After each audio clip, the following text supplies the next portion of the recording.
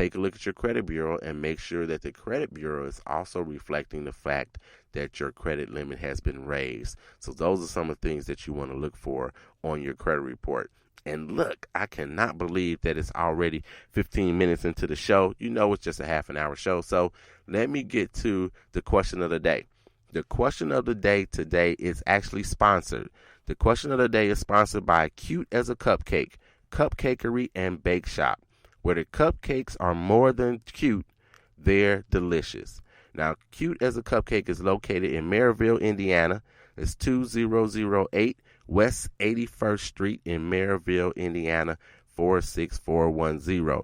Now, all of you local yokels over there are saying, where's 81st Street? That's Route 30, everybody. So go to Cute as a Cupcake, Cupcakery and Bake Shop on in Maryville at 2008 West 81st Street in Maryville, Indiana. Tell them the 800 credit score man sent you there. So let's get into the question of the day. The question of the day actually comes from Brooklyn, New York, and comes from Angela. And Angela asks, how long does it take for a dispute to come off of your credit report? Well, once you file, first of all, thank you very much, Angela. I appreciate you contacting me. We talked via email. And again, you guys can send me your questions at 800creditscoreman@gmail.com. That's 800creditscoreman@gmail.com. Send me your questions there, and I will answer them directly to you. If we need to talk on the phone, we can do that as well. But send me your questions, anything related to credit at all, and I will definitely help you out. And you may become part of the 800 Credit Score Man Show family by becoming the question of the day. So again, thanks a lot, Angela. And again, she asks, how long does a dispute take? So once you file your dispute through the credit bureau, and I suggest that you do it through the credit bureau, it takes 30 days, or rather, they have 30 days to respond to your dispute. And this is important, and this is why I recommend you file it through the credit bureau. If you file it through the credit bureau, instead of going directly to the creditor, when you file it through the credit bureau, basically they work as your agent, if you will, and I'm putting up air quotes here in the studio. They work as your agent, and they do the work for you. Had you disputes cleared? I've had disputes cleared in as little as 1 day, as I mentioned before, but sometimes they take the full 30 days. And so if you file through the credit bureau, you have basically a day and time stamp. You know when it was sent in, and you know when that clock starts for the creditor to get back to the credit bureau and say that it is yours or not. And so I use the credit bureaus directly because of that, primarily because they work on your behalf. Previously, all the creditor, like I mentioned before, all the creditor had to do is say, yes, this person does owe us money or what have you. Nowadays, they have to actually prove it. So let's say you had an account, and that account was, bought and sold a couple of times. Different credit bureaus, different credit collection agencies, oftentimes they don't have all of the paperwork when they make those moves. And so maybe it's a debt that you owed, or maybe you didn't owe that debt. But if they can't prove it, then it has to come off of your credit report, and they have 30 days to prove it. So then that's what you want to do, and you'll hear back. You'll hear back from the credit bureau. Yes, we heard back. It has been removed. That'll give you an update on what's going on with your credit report. So oftentimes, they just aren't accurate. They don't have the correct information for you, so it may have to come off of your credit report. And they're getting things removed from your credit report that are negative are a positive for you and your credit score. Your credit score should improve after you get some things removed from your credit report. Now, it may not jump 60 points for you. If you only had one negative thing on your credit report ever, and you had it removed, maybe it will jump 60 points for you. If you have several things and you're going to dispute them and have them removed, then things will change for you, and they may change at a slower pace. But that's what happens, and that's how long it takes for a dispute to come off of your credit report. So I want to thank you very much, Angela, for sending me that question. I appreciate it, and welcome to the 800 Credit Score Man family. I really appreciate you. Please, everybody, send me your questions, 800 Credit Score Man at gmail.com. Send me your questions, and I will definitely answer them for you. All right, now before I jump back into the disputes and some of the things that I need for you to do in regards to your disputes to help yourself out and improve your credit scores, I want to give you my information. So not only do you have my email address now where you can email me, you can check out my website, which is creditscoreman.com. That's www.creditscoreman.com. And then you can also catch me on Instagram at 800 Credit Score Man on Instagram. Please get to my Facebook page. I'm going to post some of this information on Facebook and Instagram and Twitter. So get to those things and follow me there. On Facebook, I am the 800 Credit Score Man on Facebook. My government name, if you didn't know, is Kevin King. Good luck trying to find me at Kevin King because there's got to be 22,000 of us out there. But the 800 Credit Score Man there. And then, of course, on Twitter, you can find me at Credit Score _man. That's the only one that's different. Credit Score _man. Everybody that follows me on Twitter, I always follow you back, so we can talk there as well, and you can get some of the information and updates that I send out during the week when we're talking about credit as well. So contact me, people. I'd appreciate it, and we can start a little conversation. I can help you improve your credit scores in that manner. All right, so let's get back to the show. Again, thanks a lot, Angela. I appreciate it.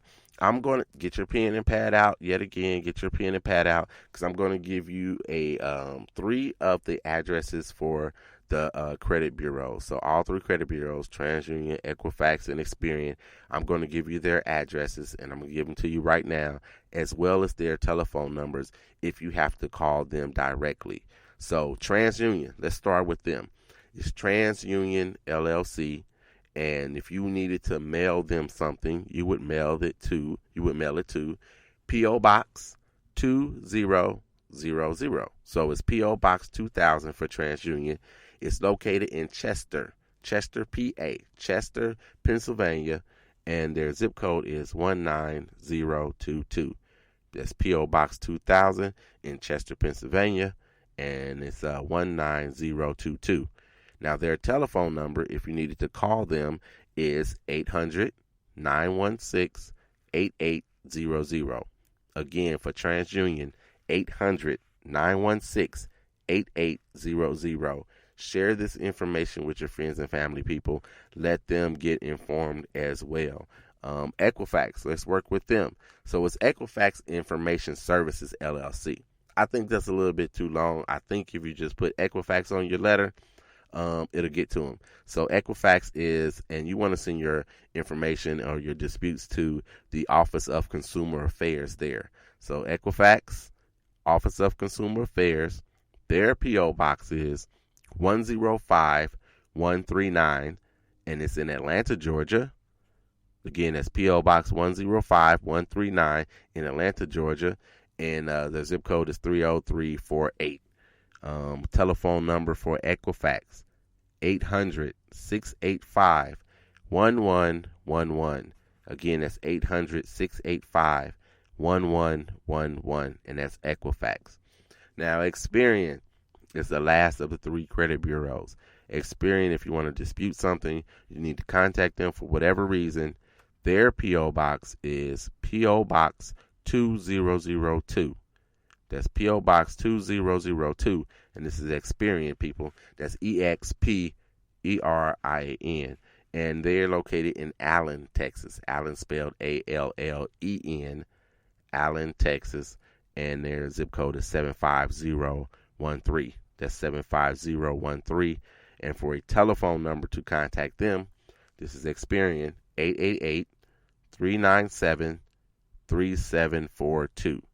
Again, that's 888-397-3742. So that's a lot of information, you guys. I know. Hopefully, you're still sticking with me, but that's a lot of information. But that's where you can go to go ahead and dispute your things that you find inaccurate on your credit report.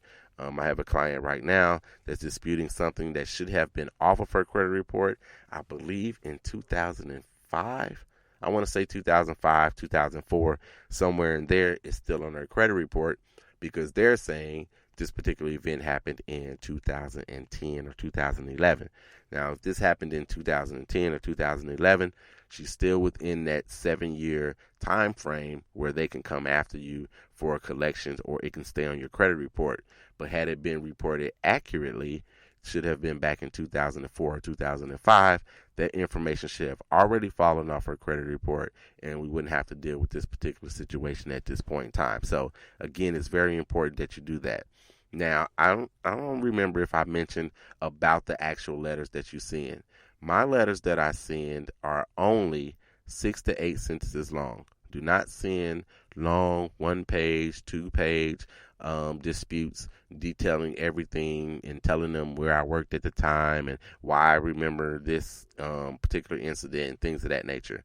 Nobody actually cares about that information. Nobody's going to read your 1-page letter, your 2-page letter.